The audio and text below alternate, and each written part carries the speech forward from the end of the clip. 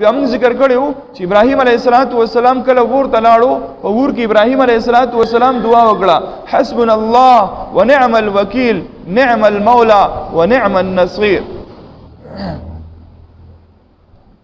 جبرائیل امین علیه السلام او فرشتي راځي موږ مدد وکړو نه حسبنا الله زما د پر الله کافی دی، نعم المولى بهترین کارساز دی، ونعم النصير بهترین مدد کوونکی دی. یقینا چې د الله په شان مدد هیڅ څوک نشي کولی.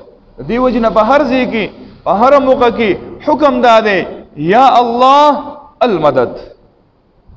موږ د الله نه مدد غواړو.